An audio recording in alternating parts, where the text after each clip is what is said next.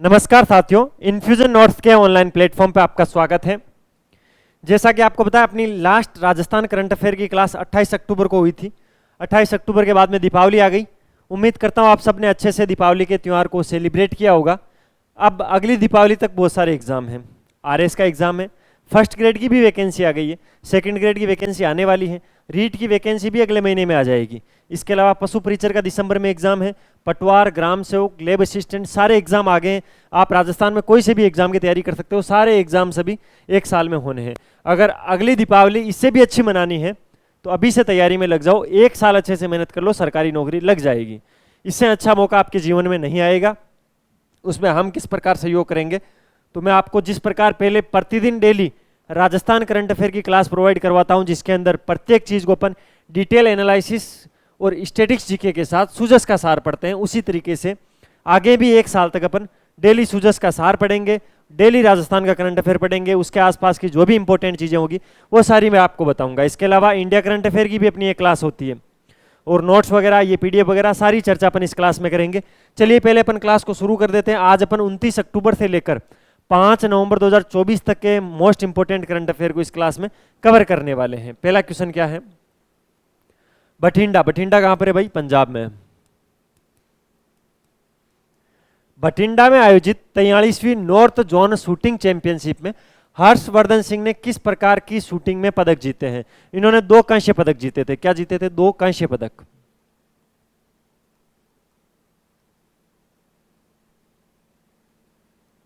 ऐसे एग्जाम में क्वेश्चन आते हैं। 3 चीज ध्यान रखना है। 43वीं नॉर्थ जोन शूटिंग चैंपियनशिप कहां पर हुई थी? बठिंडा के अंदर हुई थी।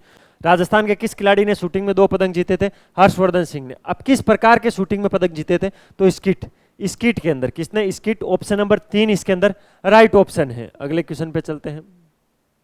कंज्यूमर केयर अभियान और इसका मुख्य उद्देश्य क्या है? इस क्वेश्चन में ऐसा पूछा गया है। सबसे पहले दीपावली का जब त्योहार था तो उस टाइम के अंदर ये अभियान चलाया गया था, कंज्यूमर केयर अभियान। ठीक है, क्योंकि उस टाइम सभी लोग शॉपिंग करते हैं, तो उपभोक्ताओं को कैसे जागरूक किया जाए उसके लिए अभियान चला था। तो मुख्य इसका उद्देश्य क्या है?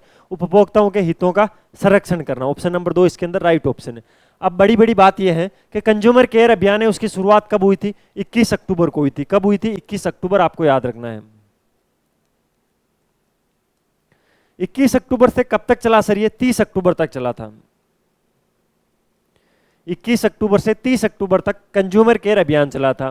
ठीक है, अभियान का मुख्य जो उद्देश्य है वो है व्यापारियों को, उपभोक्ताओं को हितों में सही मापतोल करना। यानी कोई भी चीज अगर आपको मापतोल करके दी जा रही है तो उसका मापतोल सही हो।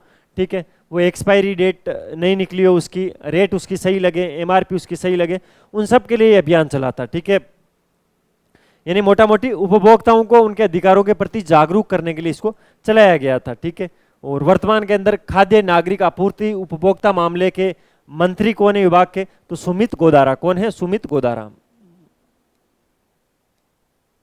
पूछा जा सकता है भाई, इन दिनों ये अभियान खबरों में रहा है तो सुमित गोदारा जी के बारे में पूछा जा सकता है। सुमित गोदारा कौन है? खाद्य नागरिक आपूर्ति एवं उपभोक्ता मामले विभाग के मंत्री हैं सुमित गोदारा। और कंज्यूमर केयर अभियान चलाता जिसका मुख्य उद्देश्य है उपभोक्ताओं के हितों का संरक्षण करना है। 21 अक्टूबर से 30 अक्टूबर तक ये अभियान चला था। अभियान में से देखिए, आप करंट अफेयर पढ़ते टाइम एक चीज का ध्यान रखें, करंट अफेयर के प्रत्येक सेक्शन को आप इस नजर से देखें कि इस सेक्शन में अपने एग्जाम के अंदर इस सेक्शन से क्वेश्चन आता है या नहीं आता है। यानी आपको पता है जो अभियान है उनमें से एक ना एक क्वेश्चन आएगा, स्पोर्ट में से एक क्वेश्चन आएगा, टेक्नोलॉजी में से एक क्वेश्चन आएगा। तो ये चीजें देखें कि किस सेक्शन में से करंट अफेयर में क्वेश्चन पूछा जाता है। उस सेक्शन का अगर कोई क्वेश्चन बनता है तो उस पर विशेष जोर दिया जाना चाहिए। सूजस की जो पत्रिका है, हालांकि आज की इस क्लास के अंदर अपन सूजस नहीं पढ़ेंगे। सूजस क्यों नहीं पढ़ेंगे सर? ऐसा इसलिए क्योंकि अभी दीपावली के टाइम जो सूजस आई थी उसके अंदर ज़्यादा कुछ नहीं आया था। त्योहार के अंदर क्या क्या, कहाँ पर कैसे दीपावली मनाई गई थी वो इसके अंदर दे रखा था, तो वो क्वेश्चन नहीं पूछा जाएगा। लेकिन अपना एक फिक्स है कि अपन प्रतिदिन करंट अफेयर की क्लास के अंदर मैं सूजस की पत्रिका में आपको पढ़ाता हूँ।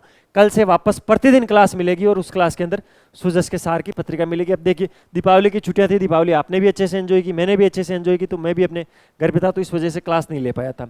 वरना डेली अपनी क्लास आती है, ऐसा कोई दिन नहीं जाता जब अपनी क्लास होती नहीं है। ठीक है, इस क्लास की पीडीएफ कहाँ मिलेगी? सबसे इंपॉर्टेंट चीज़ ये है, क्योंकि इस क्लास में जितने भी मैं एक्स्ट्रा फैक्ट बताता हूँ वो सारे उस पीडीएफ के अंदर आपको मिलते हैं। पीडीएफ के लिए आप ये जो व्हाट्सअप नंबर दे रखे हैं 9887809083, इस पर मैसेज कर देना और बोल देना कि सर आपकी जो इंडिया और राजस्थान करंट अफेयर की क्लास होती है उसकी हमें डेली की डेली पीडीएफ चाहिए क्लास पूरी होते ही। तो पीडीएफ आपको मिल जाती है। उस पीडीएफ में आप जब ऐसा मैसेज करोगे इस नंबर पे तो आपको डेली मैसेज करने की जरूरत नहीं है, फिर आपको हमारी टीम एक ब्रॉडकास्ट चैनल में ऐड करेगी, वहाँ पर आपको डेली मिलती रहेगी। इस वीडियो के डिस्क्रिप्शन में एक टेलीग्राम चैनल का लिंक भी दे रहा हूँ, उसको भी ज्वाइन कर लेना। उसके अंदर मंथली मैगजीन आती है, अपनी इंडिया करंट अफेयर की मैगजीन मैंने कल डाल दी थी, आज राजस्थान करंट अफेयर की जैसे ये क्लास पूरी होगी मैं डाल दूंगा। इसके अलावा ये अपनी वेबसाइट है infusionnotes.com के नाम से। आप EORORSSI पटवार ग्राम सेवक first grade second grade REET पशु परीक्षर कोई से भी गवर्नमेंट एग्जाम की तैयारी कर रहे हो, ठीक है, उसके लिए आप स्टडी मटेरियल को सर्च करने में अपना टाइम वेस्ट मत करना, उसके लिए हम बैठे हैं। जितने भी एग्जाम मैंने बताए उन सभी एग्जामों के हैंड रिटन नोट्स हम आपको प्रोवाइड करवाएंगे, हाथ से लिखे हुए नोट्स आपको हम प्रोवाइड करवाएंगे, जिसके अंदर प्रत्येक चीज को to the point short trick diagram flow chart और अकॉर्डिंग टू सिलेबस मिलेंगे। अगर आप पटवारी के नोट्स लोगे, पटवारी की तैयारी कर रहे हो, पटवारी का कंप्लीट सिलेबस उसमें मिलेगा। आरएस के लोगे तो आरएस का कंप्लीट सिलेबस उसमें मिलेगा। रीट का लोगे तो रीट का आपकी क्या लैंग्वेज है क्या नहीं, वो सारी बात होने के बाद आपको उस एग्जाम को लेकर सारा कंटेंट अकॉर्डिंग टू सिलेबस मिल जाएगा, एक जगह मिल जाएगा। एनसीईआरटी आरबीएससी जो बुक्स है उनको अलग से नहीं पढ़ना है, वो भी इसके अंदर सारी दे रखी है। तो इस वेबसाइट पे जाके उसको आप चेकआउट कर लेना, वहाँ पर सारी चीज़ें हैं, हाथ से लिखे हुए नोट्स हैं, बुक जो किताब आती है उसकी फॉर्मेट में आपके घर पे पहुँच जाएंगे 3 से 4 दिनों के अंदर, ठीक है। पीडीएफ भी मिल जाएगी फ्री में, आप जहाँ जाके चेक कर लेना, उस नंबर पर मैसेज कर देना। ये अपना इंस्टाग्राम है जिसको आप सब लोग फॉलो करते हो, बहुत ही अच्छा रिस्पॉन्स रहता है आपका इंस्टाग्राम पे। इंस्टाग्राम पे आपको क्या मिलता है तो आप सबको पता है, जो भी अपन करंट अफेयर पढ़ाते हैं उसके शॉर्ट जो नोट्स है वो वहाँ पर मिल जाते हैं। इसके अलावा अलग अलग जो पुराने पेपर्स हैं उसका सॉल्यूशन मिल जाता है, उनके क्वेश्चंस के आंसर मिल जाते हैं, और कोई भी अगर न्यूज आती है तो सबसे पहले हमारे इस इंस्टाग्राम हैंडल पे आपको मिल जाती है, तो आप इसको भी फॉलो कर लेना। अगला क्वेश्चन अच्छा क्वेश्चन है भाई, सांबर से क्वेश्चन पूछा जाता है। अगर ये नहीं पूछा जाएगा तो सांबर झील के बारे में पूछ लेंगे। सांबर झील के लोकेशंस की बात करें तो पहले ये नागौर और जयपुर की सीमा पर स्थित थी, लेकिन जब से ये 50 जिले बने हैं राजस्थान के अंदर, उसके बाद में ये जो कुचामन डीडवाना जिला है और जयपुर ग्रामीण जो जिला है उसकी सीमा पर स्थित है, ये चीज आपको ध्यान रखनी है। हाल ही में सांबर झील में कौन सी बीमारी के लक्षण मर्द पक्षियों में पाए गए? 2018-19 के अंदर बहुत सारे पक्षी मरे थे सांबर झील के अंदर। हर साल यहाँ पर यह घटना घटित होती है और हर साल एग्जाम अंदर आता है। इस बार कुछ पक्षी मरे थे, ठीक है, जिसके अंदर नावा क्षेत्र के अंदर, नावा क्षेत्र आपको पता है, वहां पर नावा क्षेत्र के अंदर 30 पक्षी न्यूज़पेपर में लिखा था सुजस में। इसके अलावा एक जगह आपको याद रखनी है, जपोक क्षेत्र। कौन सा? जपोक क्षेत्र। जपोक क्षेत्र के अंदर 3 पक्षी तो यहां पर मर्द पाए गए थे और 4 घायल पाए गए थे।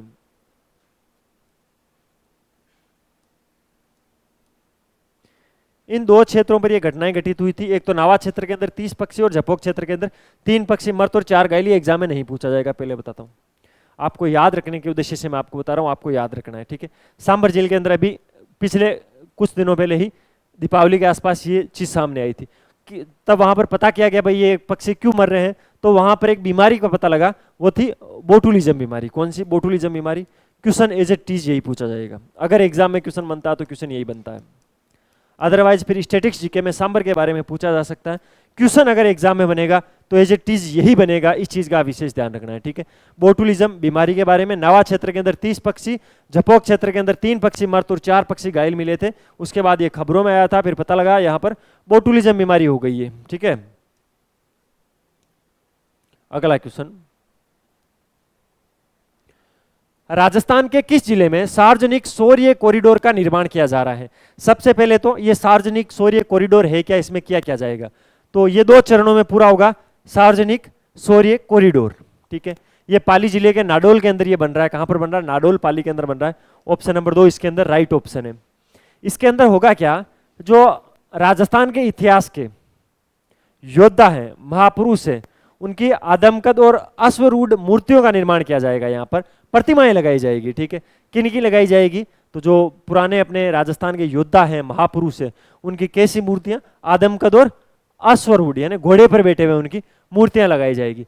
प्रथम चरण के अंदर जितने भी पुरुष हैं उनकी मूर्तियां लगाई जाएगी, जिसके अंदर राव सियाजी की मूर्ति होगी, महाराणा प्रताप हो गए, पृथ्वीराज चौहान हो गए, महाराणा सांगा हो गए, राव चुंडा हो गए, राव सक्ता हो गए, राव कूपा, जेता, जयमल, इन सब की मूर्तियां पहले चरण में लगाई जाएगी। उसके बाद दूसरा चरण होगा, जिसके अंदर किसकी होगी, तो रानी पद्मिनी हो गई, हाडी रानी हो गई, रानी कर्मावती हो गई, रूठी रानी हो गई, इन सब की मूर्तियां लगाई जाएगी। और इन सभी मूर्तियों को संयुक्त रूप से क्या बोला जाएगा, सार्वजनिक शौर्य कॉरिडोर। कहां पर बनेगा, नाडोल पाली के अंदर बनेगा। सबसे बड़ी चीज, इसको बनवा कौन रहा है, पाली के एक युवा उद्यमी है, युवा व्यापारी है, नारायण सिंह आकड़ावास। ठीक है, तो नारायण सिंह आप याद रखना नाम इनका। नारायण सिंह जी इन मूर्तियों को बनवा रहे हैं। कौन, नारायण सिंह जी आकड़ावास इनको बनवा रहे हैं। आकड़ावास उनके गांव का नाम है, नारायण सिंह जी उनका नाम है। ठीक है, तो वो ये बना रहे हैं। लेकिन उन्होंने एक चीज कहा कि ये सबके सहयोग से, सार्वजनिक सहयोग से बनेगा। तो सार्वजनिक सहयोग का मतलब तो सब पैसे दें, लेकिन अब हर आदमी की स्थिति ऐसी नहीं होती। तो उन्होंने बोला प्रत्येक घर से एक पैसा लूंगा मैं। कितना लूंगा, 1 रुपया लूंगा, प्रत्येक घर से 1 रुपया लूंगा। ठीक है, तो ये भी इंपॉर्टेंट है, प्रत्येक घर से 1-1 रुपया इकट्ठा करेंगे। उसके बाद जितने भी पैसे लगेंगे वो नारायण सिंह जी आकड़ावास लगाएंगे। 2 चरणों के अंदर क्या बनाया जाएगा, सार्वजनिक शौर्य कॉरिडोर बनाया जाएगा, जिसके अंदर जो राजस्थान के महापुरुष है उनके आदमकद और अश्वरूढ़ मूर्तियां लगाई जाएगी नाडोल पाली के अंदर। इंपॉर्टेंट है भाई। अगला क्वेश्चन, राजस्थान में कितने नगरीय निकाय खुले में शौच से मुक्त घोषित किए गए हैं। अभी जो सीटी के पेपर हुए थे, पिछला जो यूआरओ का पेपर था, आरएस का पेपर था, मैंने एक चीज नोटिस की, उसके अंदर ऐसी चीजों में एग्जैक्ट आंकड़े पूछ लेते हैं। ठीक है, कितनी ग्राम पंचायतें हैं, कितने शौचालय हैं। तो अभी आरपीएससी और अधीनस्थ बोर्ड पूरे स्टूडेंट को अच्छे से जांचने परखने पे विश्वास करने लग गया है। क्वेश्चन आएगा, ऐसा ही क्वेश्चन आएगा, राजस्थान के कितने नगरीय निकाय खुले में शौच से मुक्त घोषित किए गए हैं। तो 240। कितने, 240। ऑप्शन नंबर 3 इसके अंदर राइट ऑप्शन है। ठीक है, स्वच्छ भारत मिशन के तहत प्रदेश में 3.68 लाख शौचालयों का निर्माण हुआ है। कितने, 3.68 लाख।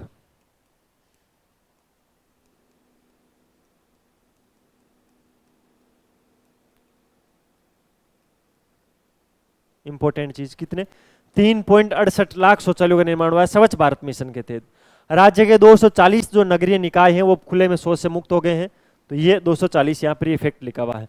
इसके अलावा स्वच्छ भारत मिशन के तहत जो 3.68 लाख जो घरेलू शौचालय बने हैं, इसके अलावा भी शौचालय बने हैं 22,351 है, वो सामुदायिक और सार्वजनिक शौचालय बने हैं। कितने, 22,351। ये सार्वजनिक और सामुदायिक शौचालय बने हैं। ठीक है, और जो 51 नगरीय निकाय हैं उनमें लेगेंसी वेस्ट का निस्तारण पूरा कर लिया गया है और 135 पर अभी कार्य चल रहा है। ठीक है, तो जो लेगेंसी वेस्ट निस्तारण है वो 51 नगरीय निकायों में पूर्ण हो चुका है, 135 में भी इसका काम चल रहा है। 3.68 लाख व्यक्तिगत शौचालय बना दिए गए हैं, 22,351 है वो सामुदायिक और सार्वजनिक शौचालय बनाए गए हैं। 240 नगर निकाय है वो खुले में शौच से मुक्त हो गए हैं। किसके तहत, स्वच्छ भारत मिशन के तहत। तो ये चीजें ध्यान रखनी है आपको। जयपुर ग्रामीण में सांसद राव राजेंद्र सिंह काफी चर्चा में रहे थे। ठीक है, जयपुर ग्रामीण से सांसद हैं, चर्चा में क्यों रहे थे, ये शायद 1413 वोटों से जीते थे। ये सबसे छोटी जीत थी। जयपुर ग्रामीण से अनिल चोपड़ा को इन्होंने हराया था। कांग्रेस से अनिल चोपड़ा जी थे, उनको इन्होंने हराया था और ये सबसे छोटी जीत थी। ठीक है, जयपुर ग्रामीण से सांसद हैं राव राजेंद्र सिंह। ठीक है, उनका मनोनयन हुआ है केंद्रीय वित्त सलाहकार समिति के सदस्य के रूप में। किसमें, 1 साल का इनका कार्यकाल रहेगा। केंद्रीय वित्त सलाहकार समिति के सदस्य के रूप में राव राजेंद्र सिंह जी का सिलेक्शन हुआ है या नियुक्ति हुई है। अनिल चोपड़ा जो जयपुर ग्रामीण के अंदर हारे थे वो सबसे कम वोटों की मार्जिन से ये जीते थे, इसलिए खबरों में रहे थे। अगला क्वेश्चन, 15वां राष्ट्रीय बाल साहित्यकार सम्मेलन कहां पर आयोजित किया गया। तो उदयपुर के अंदर आयोजित किया गया था। कोई भी सम्मेलन आयोजित होता है तो उसका एक क्रम होता है, वो किस क्रम का है, एग्जाम में वो भी पूछा जा सकता है। किस जगह पे हुआ है, कौन सा स्थान है, कौन इसका आयोजक है, इस कार्यक्रम में क्या क्या हुआ, सारी चीजें पूछी जाती है। तो सारी चीजें अपन कवर कर लेते हैं। पहली बात तो ये 15वां राष्ट्रीय बाल साहित्यकार सम्मेलन है, उदयपुर के अंदर आयोजित हुआ था। उदयपुर में कहां पर आयोजित हुआ था, विज्ञान समिति के अंदर आयोजित हुआ था। विज्ञान समिति उदयपुर के अंदर इसका आयोजन हुआ था। ठीक है, इसका आयोजन करवाया किसने था सर, तो राजस्थान साहित्यिक अकादमी है। कहां पर है, उदयपुर के अंदर है। इसके अलावा सलीला संस्थान है सलूम्बर के अंदर। सलूम्बर वैसे नया जिला बन गया है, पहले उदयपुर के अंदर था। तो राजस्थान साहित्यिक अकादमी उदयपुर और सलीला संस्थान सलूम्बर, ये दोनों मिलकर इसका आयोजन करवा रही है। इस कार्यक्रम के अंदर, इस सम्मेलन के अंदर मुख्य कार्यक्रम कौन सा हुआ था? अखिल भारतीय आलेख प्रतियोगिता हुई थी। क्या हुई थी? अखिल भारतीय आलेख प्रतियोगिता इस सम्मेलन का मुख्य कार्यक्रम था। ठीक है, इसके अंदर कुछ विजेता भी घोषित हुए थे, जिसके अंदर पौराणिक पात्र वर्ग के अंदर विजेता हुए थे डॉक्टर नीना छिब्बर। कहाँ के? जोधपुर के डॉक्टर नीना छिब्बर। भोजन एवं व्यायाम वर्ग के अंदर विजेता कौन घोषित हुए थे? तो अक्षांश दत्ता। कौन? अक्षांश दत्ता हुए थे। और यह सम्मेलन जो है वो बाल साहित्य को प्रोत्साहित करने के उद्देश्य से आयोजित किया गया था। सारी चीजें आप याद रख लेना। देखिए, एक एक फैक्ट इंपॉर्टेंट है एग्जाम की दृष्टि से। आगामी एक साल में, और मैं एक चीज बताऊं, गवर्नमेंट एग्जाम की तैयारी कर रहे हो आप राजस्थान के अंदर, दो चीजों का विशेष ध्यान रखना। अगर आपकी राजस्थान जीके पे पकड़ अच्छी है और आप करंट अफेयर के क्वेश्चन को सही कर देते हो, राजस्थान जीके पर अच्छी पकड़ है, आप राजस्थान जीके को सही करते हो, इसके अलावा करंट अफेयर के जो टफ क्वेश्चन आते हैं उनको सही कर लेते हो, तो आप सिलेक्शन ले लेते हो। ठीक है, राजस्थान का फॉर्मेट ही ऐसा है एग्जाम का अंदर, करंट अफेयर में से ऐसे ऐसे क्वेश्चन मारेंगे, 10-12 क्वेश्चन पूछ ले, आप उसमें से नहीं कर पा रहे हो, उनको जितनी सीट्स हैं 1200-1300 वैकेंसी में, उतने बच्चे हैं जो उस एग्जाम के अंदर वो क्वेश्चन सही करके आते हैं, सिलेक्शन उनका ही होता है। करंट अफेयर में बिल्कुल लापरवाही नहीं करनी है, ये पीडीएफ आप जरूर ले लेना। ठीक है, मंथली भी आप आज आई जाएगी। 15वां राष्ट्रीय बाल साहित्यिक सम्मेलन है, आयोजन उदयपुर के विज्ञान समिति के अंदर ये हुआ था। किसने करवाया था? राजस्थान साहित्यिक अकादमी उदयपुर और सलीला संस्थान सलूम्बर ने मिलकर करवाया था। इसके अंदर मुख्य कार्यक्रम क्या हुआ था? अखिल भारतीय आलेख प्रतियोगिता हुई थी, यानी राष्ट्रीय बाल साहित्यिक सम्मेलन का मुख्य कार्यक्रम था अखिल भारतीय आलेख प्रतियोगिता। इसके अंदर कुछ विजेता घोषित हुए थे, जिसके अंदर पौराणिक पात्र वर्ग के अंदर डॉक्टर नीना छिब्बर जो जोधपुर के, उनको विजेता घोषित किया गया था। भोजन और व्यायाम वर्ग के अंदर अक्षांश दत्ता को विजेता घोषित किया गया था। इसका मुख्य उद्देश्य क्या था? बाल साहित्य को प्रोत्साहित करने के उद्देश्य से इसको आयोजित किया गया था। चलिए 1 मिनट में पानी पी लेता हूं यार। अगला क्वेश्चन, डॉक्टर कीर्ति भारती को किस क्षेत्र में भूमिका निभाने के लिए जस्टिस डी.एस. तेवतिया स्मृति नेशनल अवार्ड प्रदान किया गया? डॉक्टर कीर्ति जी कहाँ की है? जोधपुर की है भाई, जोधपुर की है डॉक्टर कीर्ति भारती। और उन्होंने बाल विवाह निरस्त एवं रोकथाम की एक मुहिम चलाई थी, जिसके लिए जस्टिस डी.एस. तेवतिया स्मृति नेशनल अवार्ड प्रदान किया गया है। ठीक है, ये अवार्ड है किस प्रोग्राम के अंदर दिया गया था? तो ये जैविक भारत मिशन नई दिल्ली के अंदर ये प्रोग्राम हुआ था, जिसके अंदर डॉक्टर कीर्ति भारती को बाल विवाह निरस्त एवं रोकथाम की मुहिम के लिए जस्टिस डी.एस. तेवतिया स्मृति नेशनल अवार्ड दिया गया था। ठीक है, इंपॉर्टेंट चीज है भाई, ध्यान रखना है, पूछा जा सकता है सीधा सीधा। आई यूथ इंटरनेशनल फिल्म फेस्टिवल 2024, ये फिल्म फेस्टिवल इंपॉर्टेंट नहीं है, एक आईफा अवार्ड है ना इस बार का, वो जयपुर के अंदर होने वाला है। बार बार बता रहा हूँ, इंपॉर्टेंट है, ध्यान रखना है। ठीक है, और ये जो आई यूथ इंटरनेशनल फिल्म फेस्टिवल है, ये भी जयपुर में ही हुआ था। इसके अंदर किस फिल्म को 2024 के लिए बेस्ट स्टोरी अवार्ड दिया गया है? तो सीट बेल्ट मूवी को। किस मूवी को? सीट बेल्ट मूवी को। ठीक है, कब आयोजित हुआ था ये प्रोग्राम? 26 से 27 अक्टूबर को आयोजित हुआ था। 26 से 27 अक्टूबर को ये आयोजित हुआ था। Best story award seat belt को दिया गया था। सीट बेल्ट क्या है? फिल्म है। सीट बेल्ट फिल्म के निर्देशक डायरेक्टर कौन है? सुनील पुरोहित। कौन है? सुनील पुरोहित।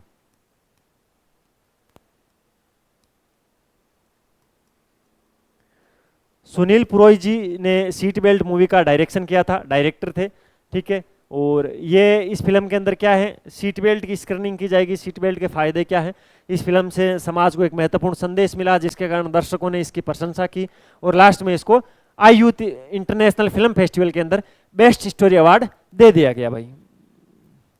हिंदू शरणार्थी विद्यार्थी कल्याण छात्रवृत्ति योजना किस राज्य ने शुरू की है? 3 स्टार, 4 स्टार, 5 स्टार, 6 स्टार, इस क्वेश्चन को लगा लेना।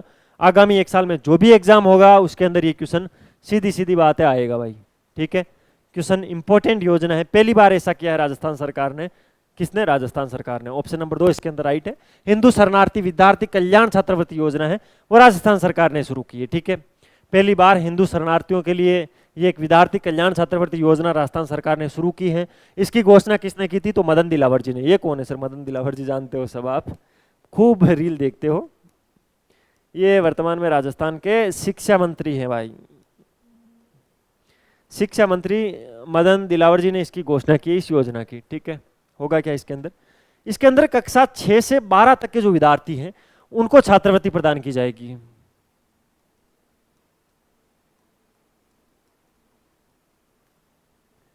कक्षा 6 से 12 तक के विद्यार्थियों को छात्रवृत्ति प्रदान की जाएगी। सर कितने रुपए, कौन सी स्कूलों में पढ़ते हैं? एक तो सरकारी स्कूलों में पढ़े या राज्य सरकार से अगर कोई मान्यता प्राप्त विद्यालय है उसके अंदर वो पढ़ रहा हो, तो कक्षा 6 से 12वीं के मध्य हो तो उसको ये छात्रवृत्ति दी जाएगी। कितनी? अगर वो कक्षा 6 से 10वीं तक, 6 से 10वीं तक अलग है, 11 और 12 के लिए अलग है। कक्षा 6 से 10 तक तो 4,000 रुपए दिए जाएंगे और कक्षा 11 से 12 तक भाई खर्चे बढ़ जाएंगे थोड़े तो और बढ़ा के दे देंगे 5,000 रुपए। लेकिन सर ये मंथली दिया जाएगा क्या? नहीं भाई, ये ईयरली है। ये पैसे कैसे दिए जाएंगे? ये वार्षिक दिए जाएंगे भाई। साल में 4,000 रुपए तो 6 से 10वीं क्लास तक के बच्चों को और 11वीं और 12वीं वालों को 5,000 रुपए साल के दिए जाएंगे। हिंदू शरणार्थी विद्यार्थी कल्याण छात्रवृत्ति योजना के तहत राजस्थान सरकार देगी। और ये किसने घोषणा की है? मदन दिलावर जी ने की है। अगला क्वेश्चन, माध्यमिक शिक्षा बोर्ड के द्वारा सर्वश्रेष्ठ ब्लॉक स्तर की विद्यालय का पुरस्कार किसे दिया गया है? तो पीएम श्री विद्यालय धुनी टोंक। अगर ये क्वेश्चन आता है तो इसी फॉर्मेट में सीधा सीधा पूछा जाएगा। माध्यमिक शिक्षा बोर्ड के द्वारा सर्वश्रेष्ठ ब्लॉक स्तर विद्यालय, इसका ध्यान रखना है इस नाम का। सर्वश्रेष्ठ ब्लॉक स्तर विद्यालय का पुरस्कार पीएम श्री विद्यालय धुनी टोंक को दिया गया है। प्रधानमंत्री श्री नरेंद्र मोदी ने 9वें आयुर्वेदिक दिवस पर राजस्थान में कितने क्रिटिकल केयर ब्लॉक्स का वर्चुअल शिलान्यास किया था? देखिए इसके अंदर एक चीज का ध्यान रखना है आपको, ये जो चीज है इसके अंदर अलग अलग चरण थे और इसके अंदर कहां कहां पर राजस्थान के अंदर ये क्रिटिकल केयर ब्लॉक्स स्थापित किए जाएंगे ये पूछा जा सकता है। ठीक है, प्रधानमंत्री नरेंद्र मोदी जी ने जब 9वां आयुर्वेदिक दिवस है उस पर एक कार्यक्रम आयोजित हुआ था नई दिल्ली के अंदर, अखिल भारतीय आयुर्वेदिक संस्थान एम्स के अंदर, तब 12,850 करोड़ रुपए की स्वास्थ्य संबंधी परियोजनाओं की घोषणा की थी। कितनी? 12,850 करोड़। बोले 12,850 करोड़ रुपए हैं वो स्वास्थ्य सेवाओं की परियोजनाओं में हम खर्च करेंगे। ठीक है, फिर इस कार्यक्रम के तहत राजस्थान के अंदर जो PM Ayushman Bharat health infrastructure mission चल रहा है उसके अंदर 8 क्रिटिकल केयर ब्लॉक्स का वर्चुअल शिलान्यास किया गया था। ऑप्शन नंबर 2 इसके अंदर राइट है। मैंने क्या लाइन बोली है? मैंने लाइन ये बोली है, एम्स के अंदर 9वां आयुर्वेदिक दिवस पर नई दिल्ली के अंदर जो कार्यक्रम आयोजित हुआ था उसके अंदर नरेंद्र मोदी जी ने 12,850 करोड़ रुपए स्वास्थ्य संबंधी परियोजनाओं में लगाने की घोषणा की थी। उसके बाद राजस्थान के अंदर एक कार्यक्रम चलता है, PM Ayushman Bharat health infrastructure mission चल रहा है, उसके तहत राजस्थान के अंदर 8 क्रिटिकल केयर ब्लॉक्स का वर्चुअल उद्घाटन किया गया। ये कहां पर होंगे? भरतपुर में होगा, धौलपुर में होगा, चूरू, चित्तौड़गढ़, बूंदी, सिरोही, करौली और हनुमानगढ़ के अंदर 8 जगहों पे होगा। इन 8 जगहों में भी कहां होगा? अगर इन जिलों के अंदर कोई जिला अस्पताल है तो वहां हो सकता है, या इन जिलों के अंदर कोई मेडिकल कॉलेज है तो वहां हो सकता है। ये सारे फैक्ट आपको याद रखने हैं। तो भाई ये था 5 नवंबर तक का, 29 अक्टूबर से लेकर 5 नवंबर तक का करंट अफेयर, जिसको मैंने डिटेल एनालिसिस और स्टैटिक्स जीके से कम समय में कवर करवाने की कोशिश की। ठीक है, कल से आपको प्रतिदिन क्लास मिलेगी। कल 6 नवंबर है तो कल से 6 नवंबर से डेली आपको राजस्थान करंट अफेयर की बहुत ही शानदार क्लास मिलेगी। मंथली मैगजीन में भी टेलीग्राम चैनल पे जस्ट डाल रहा हूँ इस क्लास के बाद में, और इसकी भी क्लास की पीडीएफ आ गई है। ठीक है, ठीक है, डाल दिए सर ने, अभी जस्ट डाल दिए तो आ गई, आप देख लेना। ठीक है, बाकी चैनल को सब्सक्राइब कर देना, वीडियो को ज़्यादा से ज़्यादा लाइक किया करो, अपने दोस्तों के साथ शेयर किया करो, अच्छे अच्छे कमेंट करोगे, बेल वाला आइकन प्रेस करोगे, आपको नोटिफिकेशन और मुझे मोटिवेशन मिलेगा। मिलते हैं कल फिर नए सेशन के साथ, तब तक अपनी तैयारी जारी रखो, अपने स्वास्थ्य का ध्यान रखो। टेक केयर, जय हिंद।